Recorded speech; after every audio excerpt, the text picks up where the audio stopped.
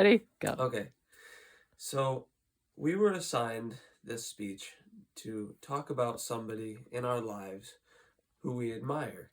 And when I thought about this, it was at first a little bit overwhelming, but I started to realize that no matter what trait I thought of, the same person popped to mind.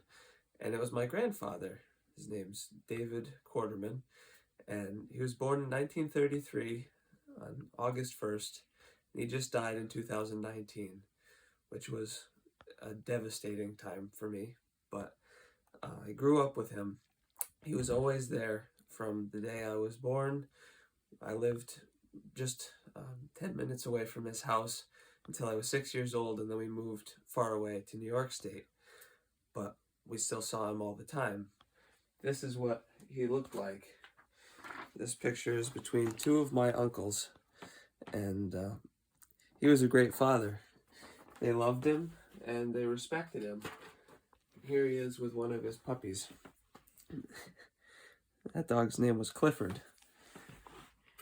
I remember it well. We had it when we were small, but all through his life, he was always quiet, successful, not monetarily successful, but everybody loved him and everyone respected him. Everyone could count on him no matter what happened. He was always there. And for example, my mom, when she was younger, she made a mistake and married this man and ended up traveling halfway across the country to Oklahoma. And my grandfather, when she realized that she had made a mistake, she called on, and he came all the way from New Jersey. He flew out to Oklahoma and drove back across the country between the days of work, just because he cared. He wanted to be there, and he always, his reason for being was to help people, and he took care of everybody around him.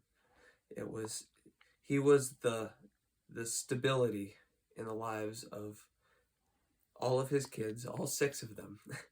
And it spread all the way down to his grandchildren, of which he had over 20. So he made a huge effect on my life and on everyone else's lives. He never boasted about any of his accomplishments, but even those, he quietly managed to succeed. He was the president of his senior class in high school. He was the state #1 for cross country. He also was an Army Ranger and joined the Airborne Division because at the time his family was young and they needed more money, and that meant a pay raise. He was deathly afraid of heights, but because he was uncommonly self-sacrificing, he knew that the money would mean a lot and could help his family live better. So he jumped out of airplanes. I can't imagine jumping out of airplanes, especially being that afraid of heights. But that's the kind of person he was. And all the way through until he was, well, in 2019, before he died, he had cancer. And one day we were down in Connecticut visiting him, and my mother was asked to drive him to Hartford, Connecticut to meet my uncle, and he was going to the hospital to get treatment. Now, he was suffering. He was in terrible pain, but my mom was afraid of driving on the highways. So in this state, his cancer was on his neck, so he couldn't turn his head. But he actually offered to drive because he put the needs of everyone else above his own, and it made for a very gratifying life. He was always happy. He was always satisfied because he got his joy out of the joy he brought other people. And I would like to incorporate that into my life more. it's not it's not easy now to put yourself aside and think of other people in that way, but it brings the meaning to your life. One other story was also about driving. When we first moved out to New York, it's a 4-hour drive, and Mom was always afraid of driving, and she had 4 young kids, all under the age of 6.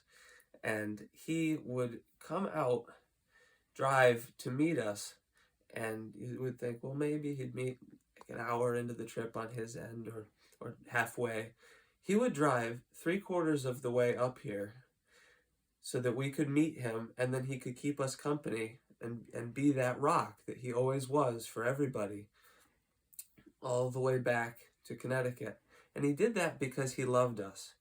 He did that because he wanted us to visit him and be part of his life, because we moved away, and I think that made him really sad, but he would do anything to keep us close. And that really, it made a huge mark on me. And beyond that, all the way through, as I was growing up, every time when he stopped meeting us, I would get to his house and we would all be so excited. We would be unbuckling our seatbelts halfway down the hill to get to his house. And as soon as we pulled in, we would all leap out of the car and come running in. And he always knew that that's how it went. So he would be at the front door and ready with open arms for a big hug and an even bigger smile. No matter what happened, no matter what we broke as kids, no matter what grief was caused to him, we were always the number one thing in his life, no matter who.